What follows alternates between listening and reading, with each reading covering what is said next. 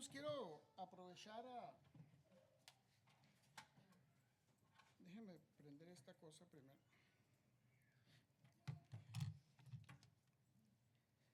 Quiero aprovechar el tiempo que tengo ahorita para avanzarle un poquito o hablar un poquito más sobre la carta a los hebreos en la sección que nos habíamos quedado, porque es poquito tiempo en la mañana para abarcar la porción que quería yo abarcar del capítulo 2.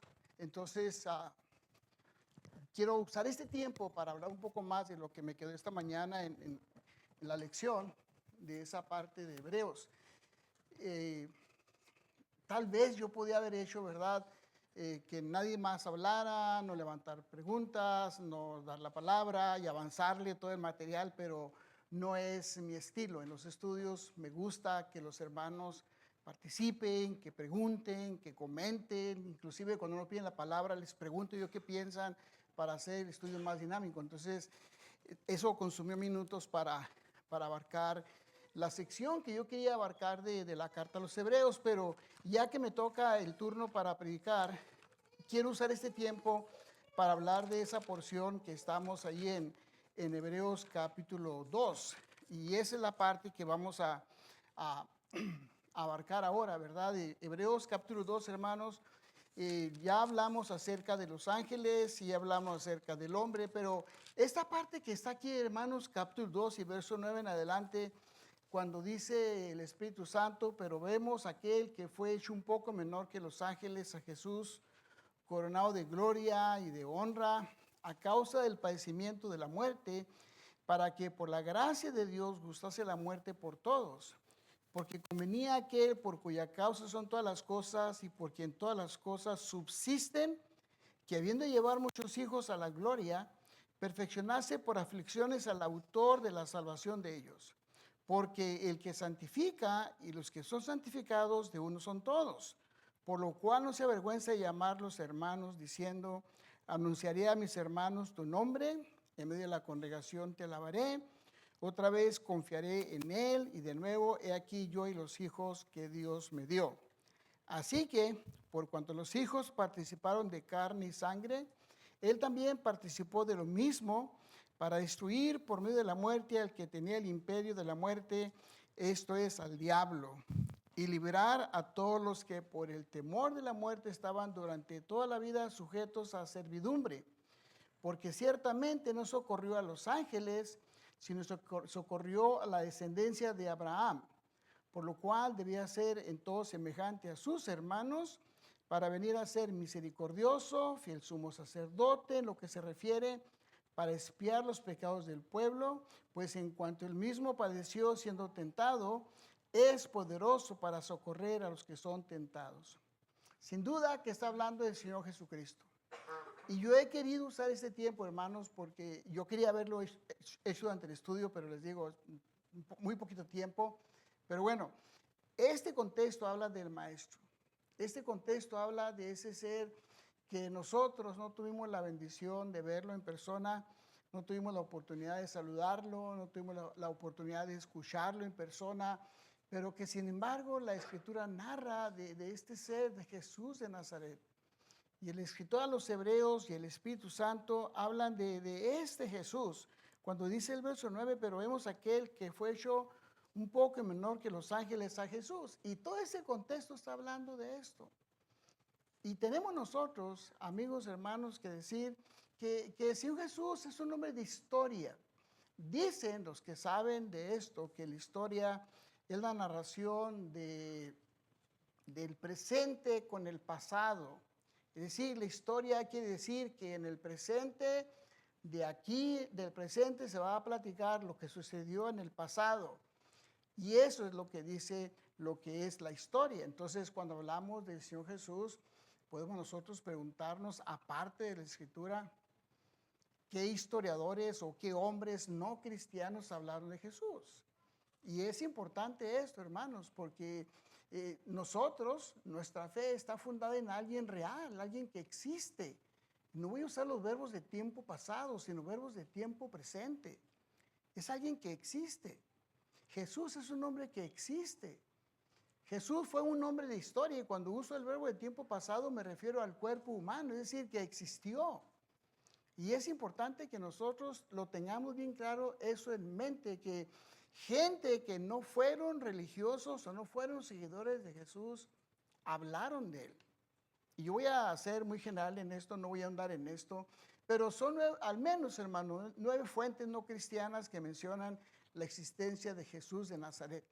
Es decir, son algunas, al menos son 9, pero no voy a entrar en todas y no me voy a llevar el tiempo hablando de Flavio Josefo, o de Tácito, o de Plinio el Joven, o de Luciano de Samosata, o Galiano, o Mara de Serapión, o el Talmud babilónico, o la Mishnah. No voy a meterme en eso, pero al menos vamos a hablar de 4 principales, 4 fuentes extrabíblicas que hablan de Jesucristo.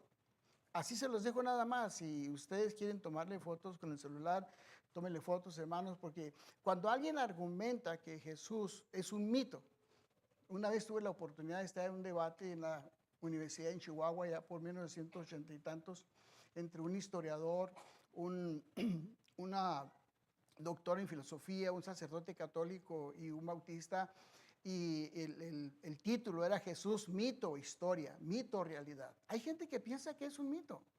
Hay gente que cree que Jesús no existió. Pero eso no es así, hermanos. Estos hombres como Plinio el Joven, que vivió entre los años 23 y 79, hablan de los cristianos, habla de los cristianos y habla de Jesús. Josefo en las antigüedades de los judíos, en el libro 18, sección 64, habla de esto de Jesús. Vuelvo a repetir, no son cristianos, son fuentes extrabíblicas. Y es bueno que nosotros sepamos esto, que Tácito, por ejemplo, en los anales, en sus narraciones, habla de esto. O que Suetonio, que vivió entre los años 69 y 122, hablan de esto. Entonces, cuando nosotros hablamos de Señor Jesucristo, hablamos de alguien real. Si alguien nos pregunta, bueno, ¿y qué otras fuentes hay? Hay más fuentes. Nuestra fe, hermanos, debe ser una fe racional. Nosotros no tenemos por qué creer a ciegas. No creer nada más porque X persona nos predicó, o X persona nos dijo, o X hermana o hermano me dijo. No, nuestra fe debe ser algo firme. Y eso es lo que yo trato de explicar. Y es algo que nosotros, hermanos, tenemos que convencernos. Porque no es fácil ser cristiano. No es fácil ser cristiana. Renunciar al mundo, a los apetitos del mundo, a los placeres del mundo, no es fácil. Entonces, tenemos que estar bien firmes en lo que estamos creyendo. Entonces, cuando habla la Escritura del Señor Jesús, de este contexto que le hemos leído una y otra vez, que Dios habiendo hablado muchas veces y de muchas maneras a los padres, por los profetas, ahora nos ha hablado por el Hijo. O como dicen algunas versiones, nos ha hablado en Hijo, a quien constituyó heredero de todo y por quien asimismo hizo el universo. Entonces, estamos hablando del Creador, estamos hablando de alguien que viene de Dios, que fue el resplandor de su imagen en carne humana. Por eso dice, es un poco menor que los ángeles, porque estaba en cuerpo humano. Y es algo en lo que nosotros, hermanos, nos conviene pensar en esto, que el Señor Jesús sustenta todas las cosas con la palabra de su poder, y que Él ha purificado nuestros corazones con su palabra, con su poder, y que Él está ahí. Pero miren, la parte que yo quisiera en este contexto, y por eso he querido usar este tiempo del verso 4, cuando dice, heredó más excelente nombre que ellos. Ya en la mañana en el estudio mencionaba yo de los ángeles, sus nombres algunos, sus funciones. Hablamos del hombre, qué es el hombre, para que pienses en él. Hablamos de esa parte, pero yo quiero hablar ahora de esto. ¿Cuál es ese nombre que el Señor Jesús heredó? No está en plural, no habla los nombres que heredó, dice más excelente nombre. ¿Cuál es ese nombre que el Señor Jesús recibió? Ya leímos el contexto donde habla de su sufrimiento en el capítulo 2 y que después de ese sufrimiento, inclusive antes de padecer, el Señor Jesús se le llamó así. ¿Cuál es ese nombre? ¿Cuáles son los nombres que el Señor Jesús recibió? Bueno, algunos, como mencionaba yo, por ejemplo, Isaías capítulo 9, Y verso 6, Isaías 9:6, porque un niño nos es nacido, un hijo nos ha sido dado, la soberanía reposará sobre sus hombros, se llamará su nombre admirable, consejero, Dios poderoso, Padre eterno, príncipe de paz. Por cierto, hermanos, el libro de Isaías, como hemos dicho, y tenemos que decirlo y tenemos que repetirlo a los jóvenes, en la clase de jóvenes yo varias veces les dije, el libro de Isaías se encontró en Qumran, y eso hay que usarlo, hermanos, como herramienta para afirmar nuestra fe. El libro de Isaías se encontró y se data 200 años al menos antes del Señor Jesús. Y ahí está una gran cantidad de profecías. Entonces nuestra fe no es algo que está basado en un mito, en un cuentos, ¿verdad? En narraciones de mitologías griegas. Porque hay quienes dicen que esta cuestión de la deidad de Jesús es una imitación de la mitología griega, de los egipcios, de los asirios, porque ellos creían también que los humanos, algunos faraones, algunos líderes, por ejemplo Alejandro el Grande, su mamá le dijo que era hijo de los dioses y se lo creyó y lo extendió y la gente lo creía. Entonces algunos escépticos, ateos, dicen que esa corriente se extendió en el cristianismo y que algunos cristianos abrazaron esa idea y que creyeron que Jesús venía de Dios también. Obviamente, nada más es un palabrerío, porque nadie hizo las maravillas que hizo el Señor Jesús. Entonces, cuando hablamos de esto, de Isaías, hablamos de pruebas verídicas, arqueológicas, históricas. Acordémonos, jóvenes, yo me temo, hermanos, de veras, y lo digo por mis nietos, y lo digo por mis nietos y mis nietas. Estamos en una sociedad secularizada. Hay mucha información en las universidades, en las preparatorias. Y yo tengo miedo que mis nietos, que los jóvenes, le oigan rumores a los maestros en las escuelas de la evolución, de todo ese tipo de historias que los hagan dudar de su fe en Jesucristo, de su fe en la palabra de Dios. Y que no vean esto de Isaías y de las profecías de Ezequiel y el cumplimiento, que cómo Dios cumplió su palabra. Y que estamos creyendo en algo cierto, que es por fe, pero que no es una fe a ciegas, sino que puede ser una fe racional. Y en nuestro culto racional, como se dice en Romanos 12, que nuestro culto sea un culto racional. No tenemos por qué creer a ciegas. Se vale preguntar, y si usted quiere, se vale dudar, no importa. Los apóstoles dudaron viendo al Señor Jesús. El asunto no es dudar a veces, sino cuando uno se queda con la duda, se queda con la pregunta y uno no busca respuestas. Ese es el problema. Es donde está lo complicado. Pero cuando usted pregunta, indaga y se informa y es objetivo y neutral y ve este tipo de cosas, los nombres, el Señor Jesús recibió esos nombres. Miren, hermanos, yo nada más puse algunos, hay muchos más. Y puse esto porque cuando dice en Hebreos que le dio un excelente nombre, bueno, tenemos el Señor Jesús, Cristo, siervo, Mesías, Cordero, Emmanuel, el Hijo de Dios, el Hijo del Hombre. Tenemos varios nombres, pero hay uno que pienso yo que es importante. Heredó más excelente nombre que todos los demás, en contraste con los ángeles. Dios eterno. Ese es el nombre que Jesús de Nazaret recibió por las maravillas que hizo. Ha de haber sido una experiencia muy, muy especial para los discípulos, el ver que curara un leproso. Imagínense usted que fuera testigo que curara un ciego el maestro. Imagínese usted que fuera testigo verlo caminar sobre las aguas. Imagínese usted viéndolo que multiplicara los panes. Hermanos, esas son las cosas que uno hay que razonar y considerar. Por eso podemos decir, recibió un más excelente nombre que cualquier otro, más importante que los ángeles. Y es donde está el asunto, es lo que nosotros tenemos que pensar, que el Señor Jesús es Dios. Romanos capítulo 9, este texto que está ahí, hermano, Romanos capítulo 9, verso 5, vamos a leerlo. Cuando hablamos de esto, del Señor Jesús, de su deidad, habla de los israelitas, de los cuales son la adopción, la gloria, el pacto, la promulgación de la ley. Estoy leyendo verso 4, el culto, las promesas, de quienes son los patriarcas y de los cuales según la carne vino Cristo, el cual es Dios sobre todas las cosas. El Espíritu Santo está revelando en los romanos que el Señor Jesús es Dios sobre todas las cosas. Y uno podría preguntar, bueno, ¿cuáles son las pruebas de que es Dios? Bueno, tenemos los evangelios, tenemos las narraciones. Jóvenes, nuestra fe debe estar fundada en algo real. El Señor Jesús reclamó algo. Yo y el Padre uno somos. Él reclamó que descendió de los cielos. Él reclamó que el Dios de los cielos lo envió. Mire, usted busque en su concordancia el verbo enviar. Y va a ver cuántas veces el maestro repitió el término me envió, reclamando que descendió de los cielos, que vino de los cielos. Y esa es donde está la fe de nosotros.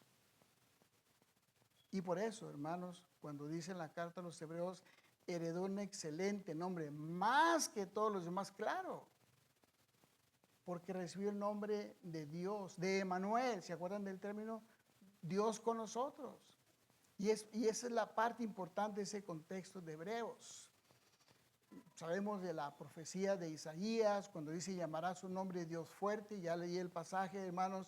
Pero el punto es que el Señor Jesús, aunque fue un hombre, Él mostró su deidad. Eso lo conocemos. Conocemos de dónde descendió cuando habla la profecía en Isaías, ¿verdad? Cuando una virgen concebirá y dará a luz un hijo, cuando se habla de su nacimiento, y eso es lo asombroso. Miren, hermanos, una de las cosas que uno puede razonar es esta. La entrada de Jesús de Nazaret fue de una manera milagrosa, porque fue nada más de mujer. Uno se queda pensando, bueno, ¿cómo fue eso? Bueno, es que el ángel le dijo a María, la sombra del Altísimo te cubrirá y ahora mismo concebirás. Y será para nosotros un misterio cómo es que el Espíritu de Dios operó en el aparato reproductivo de María. Pero engendró un ser. ¿Y dónde está el misterio para nosotros? Donde Dios puso algo en María que habría de ser llamado Emmanuel, el Hijo de Dios, donde Dios engendró ese ser del que nosotros tenemos la esperanza de ver. Pero lo que trato de explicar que su entrada fue sobrenatural y su salida como fue. También sobrenatural. ¿Qué pasó en Hechos 2 después de hablar con ellos? ¿Se acuerdan? En Hechos 2, después de andar con ellos 40 días, que dice la Escritura que ascendió a los cielos, ¿cómo se fue? De una manera sobrenatural. Entonces, su entrada y salida dan testimonio de que no era cualquier persona. Ha sido asombroso haberlo visto subir a los cielos. Yo no quiero imaginarme la cara de los apóstoles, los discípulos, cuando lo ven que se va levantando del suelo. Porque lo vieron que se ocultó. Sin duda una obra milagrosa. Juan capítulo 1, verso 10, hermanos, pasajes que nos hablan de la deidad del Señor Jesús, de su obra, de sus maravillas. Cuando dice que en el mundo estaba, Juan 1:10, en el mundo estaba, el mundo por él fue hecho. Y esta expresión, hermanos, por él fue hecho, hay que tener en mente, porque ahorita voy a citar una comparación entre el Dios de los cielos y Jesús de Nazaret, el Señor Jesucristo, para ver esto, como el mundo por él fue hecho, porque él es creador. El mundo no le conoció. Y luego vemos en el verso 14, aquel verbo fue hecho carne y habitó entre nosotros, vimos su gloria como del unigénito del Padre, lleno de gracia y de verdad. Ha de haber sido una maravilla haber visto a Jesús. Ha de haber sido una bendición, hermanos. Estamos que son 1995 años más o menos que el Maestro estuvo aquí, habitó entre nosotros y ellos vieron su gloria. Y Juan escribió en la primera carta, nosotros vimos su gloria, lo que vimos y palparon nuestras manos tocante al verbo de vida. Porque jóvenes, hay testigos oculares de la existencia de Jesús. Jóvenes, si alguien los cuestiona de su fe, y déjenme dirigirme a los jóvenes, si algo los cuestiona de su fe, porque ustedes no participan con ellos en los deseos de la carne, en los bailes, en los placeres del mundo, díganles en quién tienen basada su fe. En este ser histórico, real, que vivió hace 1995 años y que caminó en la tierra y que hizo maravillas y que, déjeme decir entre paréntesis, que inclusive los escritores que no eran cristianos hablaron de él y que habitó entre ellos y que hubo muchos testigos que anduvieron con él. Es lo que ustedes jóvenes tienen que decirle a esa gente que es escéptica, que es enemiga del cristianismo. Ellos vieron su gloria y nos hablaron de eso.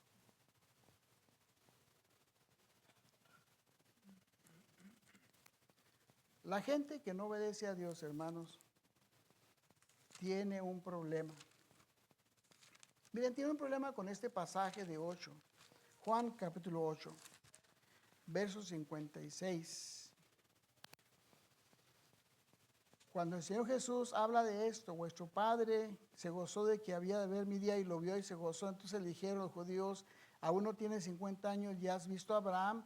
Jesús les dijo, de cierto les digo, antes que Abraham fuese, yo soy. Amiga, amigo que nos visita, el Señor Jesús está reclamando su preexistencia antes de Abraham. Está diciendo que Él es Dios. ¿Qué le va a decir usted a Dios el día del juicio final? ¿Qué le va a decir usted a Dios si Dios le dice, si Jesús está dando testimonio que fue en carne, que fue, hizo maravillas y que se presentó en carne? ¿Qué opinión? ¿Qué le vamos a decir a Dios? ¿Qué le va a decir usted a Dios cuando Él dice, antes que Abraham fuese, yo soy? ¿Por qué, hermanos? Porque Dios estaba en Cristo. Dios estaba en Cristo, la deidad estaba en ese ser. Nuestra mente tal vez no alcance a entender muy bien esto, como dice la primera carta a Timoteo, capítulo 13, verso 16. Dios fue manifestado en carne. Dios vino y se hizo visible en cuerpo humano. Por cierto, hermanos, entre paréntesis, déjenme decirles algo. Si usted tiene una versión de la Biblia por ahí que diga, Él fue manifestado en carne, porque hay muchas traducciones, y usted tiene ahí alguna versión que diga, Él, usando el artículo Él, fue manifestado en carne, es por las variantes que hay en los manuscritos. No se apure. El sujeto principal ahí del contexto es Dios. ¿Ok? Lo digo esto porque a lo mejor algún joven por ahí se va a encontrar con algún escéptico, alguno que quiere atacar la Biblia y diga, mira, aquí la Biblia se contradice. Aquí esta versión dice, Dios fue manifestado en carne, y luego acá usa el artículo, dice, Él fue manifestado en carne. Ya ves que no son todas las Biblias iguales. No se apure, no importa. Es una variante, pero no contradice el sujeto principal que es Dios. Que Dios se hizo presente en cuerpo humano y que está hablando de Jesús. ¿Y saben quién escribió esto? Timoteo, dirigido por el Espíritu Santo. Y lo reveló. Dios, hermanos, se hizo visible en nosotros. Dios se hizo presente. Yo he querido hacer este diagrama y no voy a citar todos los pasajes porque hay una buena cantidad de pasajes y sería alargarme mucho, pero al menos uno o dos pasajes por cada sección sí los voy a leer para que veamos cómo hay una comparación idéntica entre los dos, entre Dios y el Señor Jesús. Hay un solo Dios. Por cierto, hermanos, el término Dios puede ser una expresión singular, depende del contexto de la oración, o puede ser un término plural, como por ejemplo, como dice en Génesis, ustedes saben el pasaje de Génesis, ¿verdad? Cuando dice, hagamos al hombre a nuestra imagen, el contexto de la oración está hablando que es un término plural, o cuando dice, en el caso de las lenguas, descendamos y confundamos, o el hombre será como uno de nosotros. El contexto de la oración está diciendo que son más de una persona en ese sujeto que está ahí, pero habrá ocasiones que el término Dios se va a usar en singular. ¿Qué es lo que va a determinar? El contexto de la oración. Y es lo que nosotros tenemos que tener cuidado cuando leemos. Pero hay un solo Dios, donde están tres seres divinos que nosotros conocemos. Hay un Dios que es creador, el Señor Jesús es creador. Él creó los cielos y la tierra. ¿Quién no conoce el pasaje de Génesis, verdad? Cuando dice que en el principio Dios creó los cielos y la tierra. Y habíamos leído, si acuerdan ustedes, en el contexto que leímos de Hebreos, ¿verdad? Que las cosas fueron creadas por Él y para Él. O vamos a leer Colosenses capítulo 1.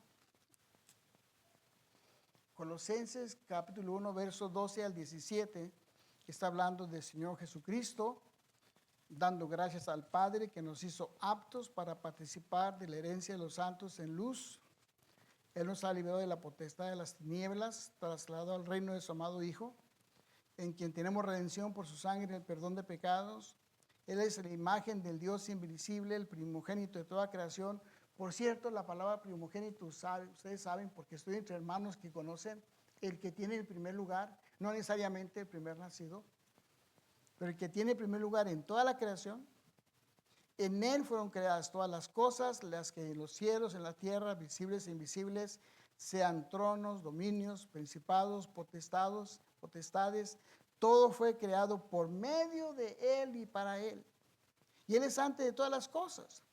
Todas las cosas en Él subsisten, porque el Señor Jesús le da vida a todas las cosas y Él es el creador.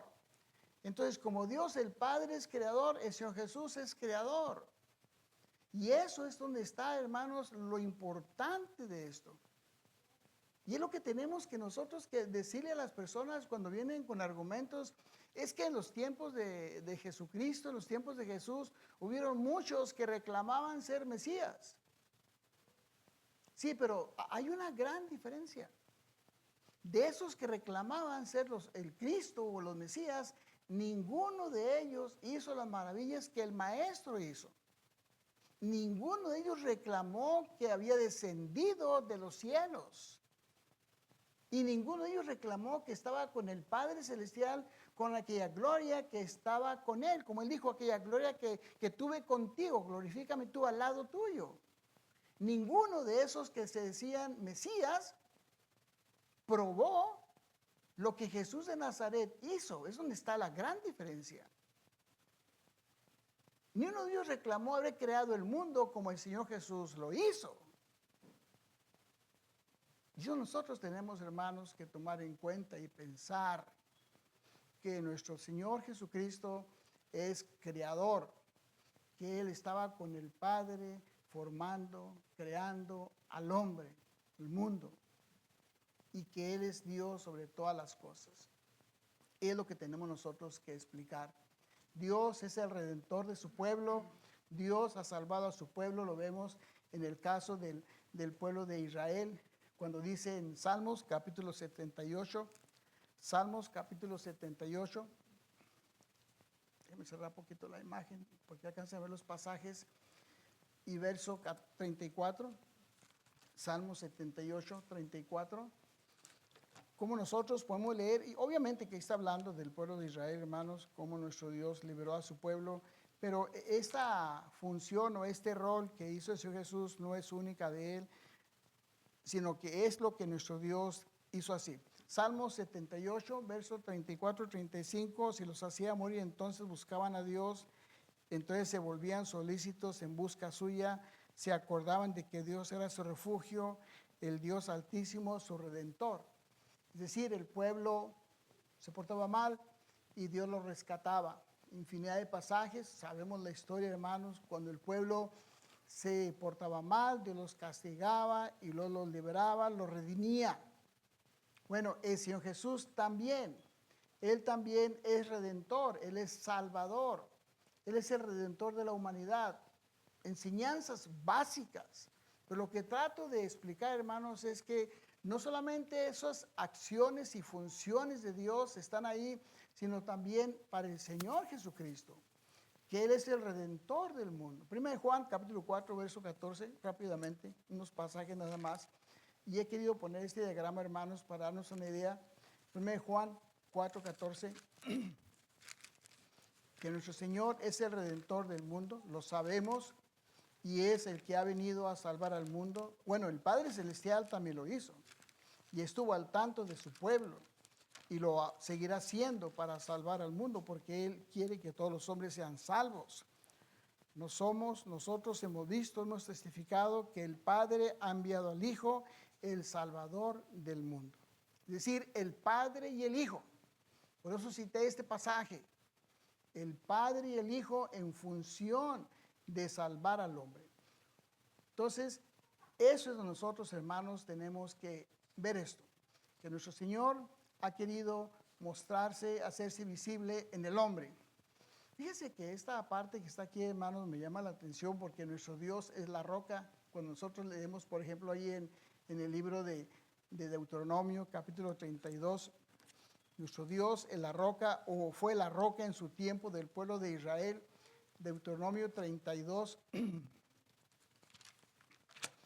y el contexto del 1 al 4, está Moisés hablando con el pueblo.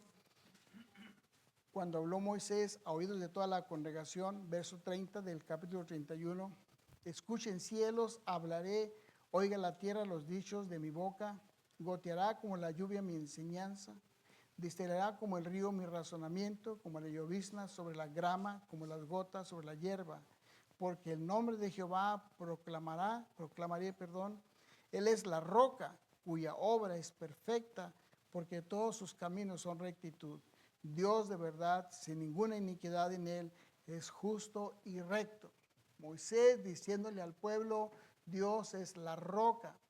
Dios es en quien está el pueblo firme, guiándolo, protegiéndolo, porque iban rumbo a la tierra prometida y iban por el desierto, pero Dios había de protegerlos, había de llevarlos y habría de estar firme el pueblo, siendo guiado por Moisés hacia la tierra prometida. Hay unos pasajes más que están ahí, hermanos, como 2 Samuel 22, Salmos capítulo 18 y 78. No lo voy a leer porque, como les digo, sería largo. Pero hablando de la roca, en Mateo, ¿se acuerdan cuando el apóstol Pedro, cuando el Señor le dijo, yo te digo que tú eres Pedro sobre esta roca? O en la carta a los Corintios, cuando habla que la roca que lo seguía era Cristo.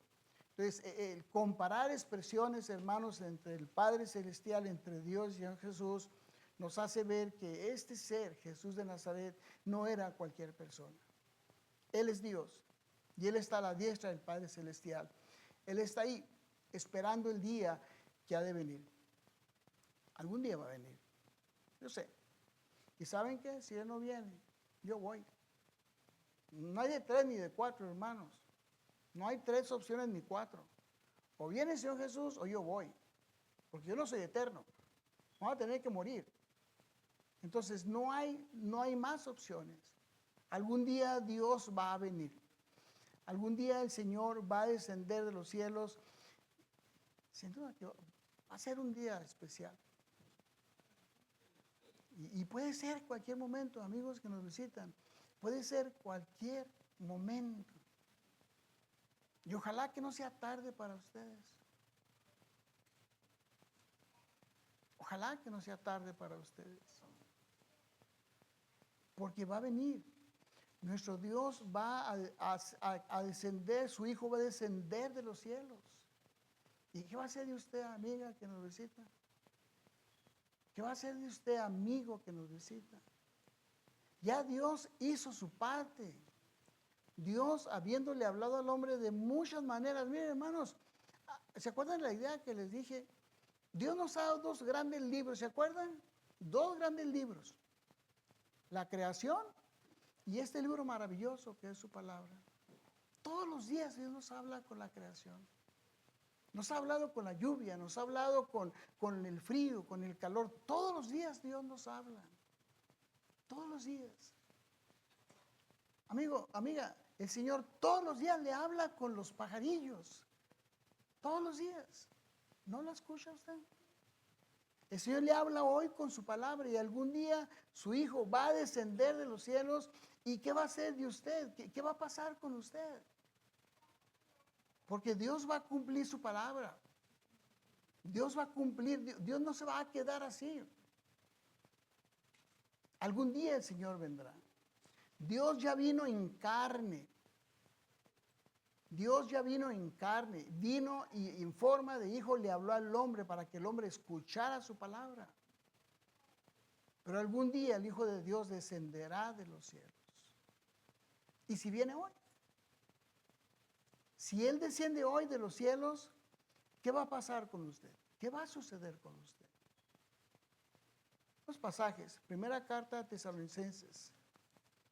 Primera carta de Tesalonicenses, capítulo 3 y verso 11.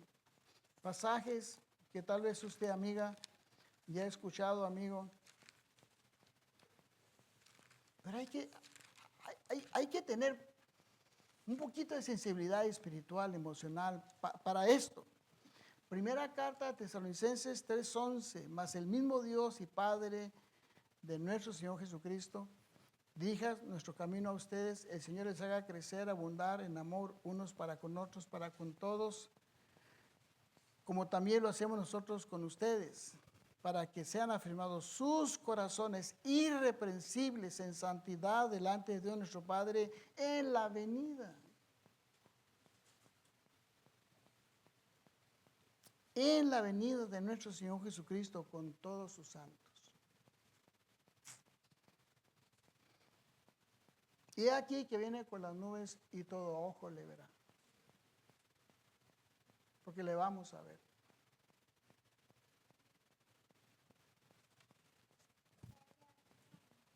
Amigo que nos visita, déjeme terminar aquí. Yo casi creo que usted cree en Dios. Yo casi creo que usted cree en la palabra. ¿Qué es lo que le detiene para obedecer al Señor? Jesús de Nazaret es un ser real. Jesucristo no es un cuento, no es un mito, no es algo que a alguien se le ocurrió y lo inventó y lo escribió y ya, no. Es algo real. Y ojalá que para usted no sea demasiado tarde. Ojalá que razone, que se mueva, que piense, que se prepare. Porque el Señor va a venir. Y es mejor que nos encuentre en comunión con Él. Es mejor. Es mejor que nos encuentre en comunión con Él. Y nosotros, hermanos, los que ya somos cristianos, nosotros, tengamos en mente, acordémonos, nuestra fe debe estar firme en Dios. No es un cuento lo que estamos creyendo. A veces, hermanos, me da la impresión que algunos cristianos no creemos en verdad en esto de Jesucristo. ¿Y saben por qué lo digo? Por la conducta que algunas veces tenemos nosotros. Que a veces somos muy pasivos en cuanto a las cosas de Dios. Y me estoy incluyendo, no me estoy sacando del grupo. Que a veces somos muy pasivos en el culto a Dios. Tal vez en nuestras casas, yo no sé cómo nos comportamos en la casa, cada quien nosotros en los hogares. Yo no sé cómo nos comportamos en el trabajo. Pero a lo mejor a veces queremos un cristianismo muy light, muy facilito. Mientras que no me afecte mi bolsa, voy a las reuniones, voy a servir a Dios. Pero si me afecta a mi bolsa o algo, entonces sí. Hermanos, ¿qué cristianismo estamos practicando? ¿Estamos listos para cuando Cristo venga? ¿Seríamos nosotros cristianos del primer siglo? Yo muchas veces me hago esa pregunta, hermanas. ¿Sería yo cristiano? ¿Sirvo yo para ser cristiano en el primer siglo? ¿Sirvo yo para ser un siervo de Dios en el año 100, 200? Por las pruebas y problemas que pasamos. Algún día el Señor va a venir, hermanos. Y si no viene, yo voy a ir. Me tengo que morir, ¿sí o no? Por eso, hermanos, creamos en el Señor Jesús, pero tengamos una fe de verdad, no una fe light, livianita, sino una fe que en verdad Dios, habiendo hablado muchas veces, y está hablando hoy y me está hablando hoy, ¿y qué voy a hacer yo? ¿Qué voy a hacer yo? ¿Qué voy a hacer? Dios le bendiga, hermanos. Gracias por su atención.